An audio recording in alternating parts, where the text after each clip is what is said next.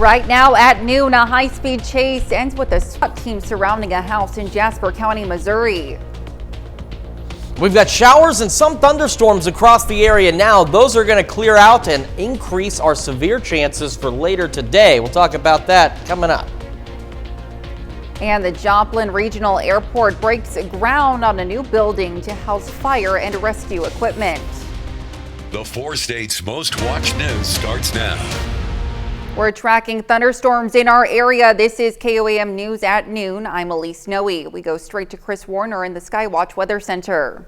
Yeah, we've had some scattered showers and thunderstorms throughout most of the day, pretty well rain-logged. Now, on any other day, typically all of this rain, all of this cloud cover would actually reduce our severe threat across the area. However, just about half an hour ago, the Storm Prediction Center, our friends down there in Norman, have actually increased our severe threat across the area, and we're going to tell you why. So we've got all of this activity moving out. As you can see, the lightning, really not much out other than out by Wichita, just to the northeast. We've just had some rain, but take a look off to our southwest. This is why there's nothing out here. The skies are going to be clearing before too much longer, and it is looking as though this is going to be just enough of a clearing and just enough sunshine and just enough warmth to actually allow for those thunderstorms later this afternoon and into the evening to be able to pick up a little strength as they roll into our area. And so, again, our severe risk has been increased a bit across the area. That low tornado threat, which was confined to our far western counties, has now been spread across a good portion of the area, really along and to the north of Interstate 44. And we now have an elevated hail and wind risk across the majority of the area, as indicated in the yellow colors here. So, I mean, all of these communities, Nevada, Pittsburgh, Joplin, Chanute, Independence, Miami, in that elevated area for large hail and strong damaging wind gusts. And this is going to be associated with thunderstorms that we are expecting to develop later this afternoon and into the evening hours out there. So even though it's going to clear out, we are not done with our thunderstorm situation yet, and unfortunately, we're not done with the threat for strong to severe thunderstorms out there either. Yesterday started the day at 46, so well above average. Our high, 64, definitely above average, but not quite to record levels. Right now, rainy, cloudy, Pittsburgh and Joplin sitting in the mid-50s. And that's where most of our temperatures are. But look at what's already happening to temperatures with that southerly breeze out there across parts of Oklahoma, where skies are gradually beginning to clear, already getting up to near 60, and Grove and Jay at 60. And that's what's going to give us some problems a little later today in our forecast. We're going to talk more about thunderstorm timing for this afternoon and this evening across the area, and how tomorrow's storms are shaping up in that full forecast here in just a few more minutes. Elise? All right, thanks, Chris. We'll see you soon. Well, a chase in Cherokee County, Kansas leads to a manhunt in Jasper County, Missouri, all in connection with a stabbing death. Law officers yesterday afternoon surrounded a property on the 1100 block of Malang Road west of Joplin.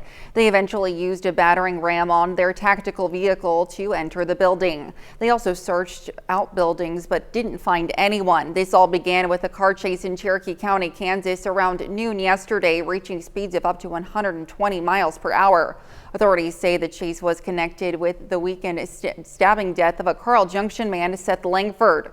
The car crossed into Jasper County, Missouri, and officers lost it near 7th and Malang, but found the vehicle abandoned behind the home. Again, they did not find anyone. We don't know specifically who authorities were chasing, but we do know they have been seeking these 2 men in the case. Scott Burleson of Wyandotte, Oklahoma, was considered a person of interest and has since been charged with second-degree murder along with 2 additional charges. Paul Phillips of Seneca, Missouri, was considered a person of interest. Authorities in McDonald County, Missouri, arrested an Oklahoma man wanted by multiple agencies for months. Samuel Huddiston of Grove, Oklahoma, was also wanted by Delaware County, Oklahoma, and by the Cherokee Nation. He has a list of charges going back to 2023. Law enforcement arrested him yesterday. Don't forget, you can be the first to know about the day's weather with the KOAM Skywatch Weather app. Get severe weather updates sent straight to your phone free of charge. It's available in the Apple App Store and the Google Play Store, the KOAM Skywatch Weather app. It's National Severe Weather Preparedness Week, and the Pitt State Campus Police Department is making sure students have a plan. The department and school public safety office yesterday hosted 2 training sessions. One was geared towards students and community members, the other for first responders. They focused on what to do to be prepared for severe weather and helping first responders understand how best to help when it strikes. The Joplin Police Department yesterday announced the results of its youth alcohol compliance checks at local retailers. Of the 29 locations checked, 9 were found to be non-compliant and sold alcohol to minors under the supervision of JPD. You can find the full list of businesses found in compliance and not in compliance on our website, KOAMnewsnow.com. The Joplin Regional Airport is moving forward with establishing a new aircraft rescue and firefighting building. It will house 2 ARFF trucks. The current building sits at the south end of the airport. The one will be near the control tower, saving about 2 minutes of reaction time to emergencies, according to airport officials. In fact, we have a mandated time limit to react to any incident on the field. So this facility here, being centrally located, will have the ability to react much quicker to anything that happens on the field than where we are now. The airport's snow removal equipment will also be housed in the new building. The Ottawa County Boys and Girls Club is now in possession of a new location in Fairland. The 8,500 square foot facility, which was once a Family Dollar, will now act as the main Fairland facility. This is now the 5th building used by the Ottawa County Boys and Girls Club. However, it's the only one of 2 buildings actually owned by the organization. Boys and Girls Club of Ottawa County CEO Mackenzie Garr says this is a big step in the right direction for childcare in the area. We have about 150 kids enrolled in the after-school program, averaging around 75 to 80 kids a day. That's kind of in a one-room facility right now that we're just busting at the seams. We also have kids on the waiting list, and we want to be able to serve them. And so this building will allow us that additional space to serve those kids. The facility will begin renovation soon and hopes to be open for regular operations by August. Coming up, PSU is partnering with KCU Joplin to help future medical students. And later, we're making Mongolian beef in the Mr. Food Test Kitchen. Franklin Technology Center is hosting its annual career fair today at Joplin High School. This year's career fair provides high school students a chance to learn about higher education and career opportunities that might pique their interest. Over 70 representatives from various institutions and businesses attended the event. Pittsburgh State University and Kansas City University Joplin announced a new partnership. KOAM's Fernanda Silva was at their press conference yesterday and has the details. I am so excited. I love working with our students. We have some tremendous students on campus that are involved in so many different activities, as well as they're intelligent and they're driven. The reason for the smiles in the Big New Family Center for the Arts hallway and for Professor of Biology Mandy Peak Bryan's excitement is a new PSU program in partnership with Kansas City University Joplin. Students will have 3 years at Pitt State. Following the 3 years completion of those requirements, then they will matriculate into KCU. After they complete that first year of medical or dental school at KCU, then they'll transfer those credits back to Pitt and they will receive a bachelor's degree. After that, students will continue with their medical path. High school seniors and students who have not yet completed their first semester at PSU can apply to the program. The stats is out there. A lot of times students stay around where they get those degrees, so we're hoping that this becomes a means of us increasing the numbers that we have in the area. AMP-UP students will have the chance to complete their clinical education in our local communities, serving friends and neighbors, and participate in world-class research opportunities, which will enhance their future careers as practicing physicians and dentists. PSU hopes to have the first cohort in the fall. I look forward to hopefully recruiting even more of those fantastic students to Pittsburgh State University. In Pittsburgh, Fernanda Silva, KOAM News. According to PSU, the cohort will include up to 35 students per year, 25 students interested in going into medical school and 10 interested in going into dental school. Well, still to come on KOAM News at noon, Mr. Food. Today we're solving the age-old question, what can I make for dinner? All I can tell you is it's easy, tasty, and takes just minutes. And our thunderstorm chances are going to continue after a pause this afternoon. We'll talk about that, the severe threat, and how our weekend is shaping up when the KOAM News at Noon returns.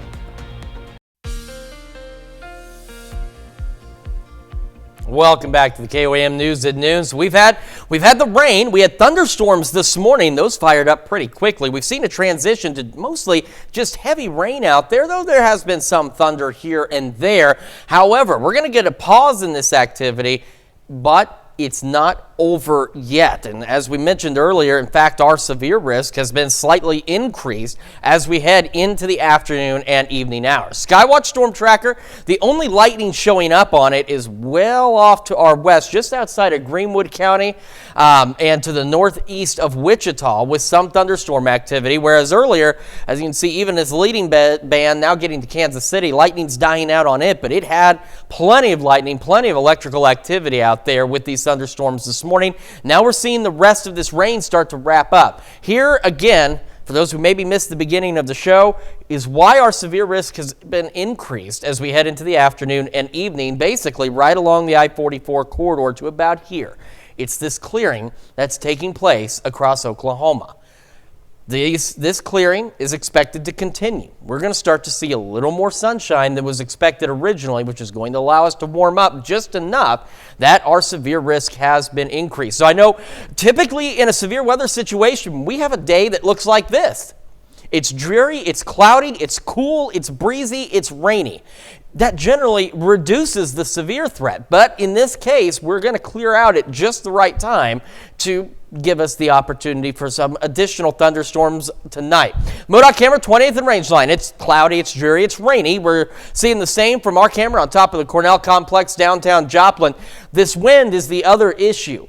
Even though the instability won't be through the roof here in terms of being able to feed these storms, wind shear is going to be enough that's also going to be a factor in our storms tonight, or this afternoon and this evening. KDOT camera just south of Pittsburgh at Kansas Crossing, also quite wet. So here's another recap of today's severe risk. We have a low-end tornado risk. It's not zero, but it's still relatively low, but it has been expanded across most of the area along and to the north of I-44. And then as we mentioned this morning, hail was one of the main threats. However, the wind threat has also been increased. So we have the elevated hail risk across a good portion of the area, again, almost right along and to the north of I-44, and same with that elevated wind threat. So large hail and damaging winds are going to be the primary concern. However, an isolated tornado may be possible, though that risk right now doesn't seem as high as the others. So as we head into this evening, say after about 4 o'clock or so, that's when we're going to start to see the thunderstorm development. That's when we're going to have that potential for maybe a few supercells initially. Now, I know folks at home, you hear the word supercell, the first thought is tornado. That's not always the case, but they can still get pretty nasty with the hail and the wind. And we could see a few of those initially in the evening before we see just more widespread thunderstorm development later tonight, similar to what we saw this morning, just at a slightly different time. And that will continue through our Friday, and that's also going to give us another opportunity for some strong, potentially low-grade severe storms along and south of I-44 as we head into our Friday as well. So still a busy couple of days out there. Our camera, 7th and range line. It is cloudy, it's rainy. This cuts off sometimes. I haven't figured out why. But it is 56 in Joplin, east-southeast breeze at 13. Over in Pittsburgh, still rainy, 55. East breeze at about 5 miles an hour. There's those warmer temperatures out there. It's already warming up quickly as these clouds are clearing out. We're up to 60 in Grove and Jay, so all of us will eventually begin to warm up out there. So again, low 60s today for those highs, so scattered showers and thunderstorms out there, and we'll have those gusty winds hanging on as well. Upper 50s tomorrow, then we cool back considerably as we go into Saturday, right about 50. However, our weekend looks great. We're going to be nice. Don't forget to spring forward on Sunday, and then we'll have additional rain chances starting next Wednesday. But again, for tonight, or this afternoon and into tonight, we do have that risk for some strong to severe thunderstorms, so keep it right here on KOAM, and we'll keep you updated with anything that develops later today. Absolutely. Thanks, Chris. Well, stick around. We're making Mongolian beef in the Mr. Food Test kitchen. We'll be right back. Today's Mr. Food recipe is a takeout classic, perfect for when you're wanting a quick meal with big flavor. Howard is showing us how to make Mongolian beef in the Mr. Food Test Kitchen. How many times a week are you faced with the same old question, what to make for dinner? Well, if you're running out of ideas and getting tired of takeout, then I think you'll love our very easy take on a one-pot wonder. We start by mixing a bit of cornstarch with some chicken broth, a couple of tablespoons of soy sauce, sesame oil, and a little hoisin sauce. Now, just in case you aren't familiar with hoisin sauce, it's a sweet and spicy sauce made from soybeans, vinegar, sugar, garlic, and a bunch of spices. And you can find it at your local supermarket right along with all the ethnic favorites. Okay, we set this aside for a sec while we stir fry some steak that we cut into strips before adding our sauce and some cut scallions to it. We let this cook just until the sauce thickens up. And the secret to cutting the steak nice and thin is to pop it in the freezer for about 30 minutes before cutting it. There you have it, a welcome change of pace to the age-old question, what should I make for dinner? And when you serve this over rice to soak up every last bit of the flavor-packed sauce, that's some good eating. To get the recipe for Mongolian beef, just visit our website. I'm Howard in the Mr. Food Test Kitchen, where today we found a new and exciting way for you to say, ooh, it's so good. You can find this recipe along with a lot more good food from the Mr. Food Test Kitchen online. Just go to our website, KOAMnewsnow.com. Now here's a look at the 4-state market prices. All right, quick reminder that we do have that elevated risk for strong to severe thunderstorms now heading into the afternoon and evening. While there is a low tornado risk, the greater concern is with large hail and damaging wind gusts as we head into the evening hours across the area. We're looking to make low 60s out there today, upper 50s tomorrow. Another round of strong, potentially low-grade severe storms, mainly along and south of I-44 tomorrow. Clearing out for the weekend, more storms next week. And of course, don't forget to spring forward this Sunday. And of course, Chief Meteorologist Doug Heddy will be here through the evening to track any of those storms that do develop. Very Absolutely. Good. Thanks, Chris. And Dow, what do you have for us tonight? Well, a lot at 5. A new study reveals the detrimental impact a lack of sleep can have on teenagers' mental health. This comes as March's Sleep Awareness Week highlights the importance of a good night's sleep. Plus, some students from White Rock Elementary School, they spend their day with exotic lizards and birds from the Dickerson Park Zoo. We're going to check that out. And what to do when a severe storm hits. We're going to learn about go bags for storms and how they can help keep you and your family safe. Hope you join us for those stories, a lot more. KOAM News at 5. Absolutely. All right. Thanks, Dow. Well, that's the news for now. Thank you for joining us on KOAM News at noon. We'll see you right back here at 5. Until then, have a great rest of your day.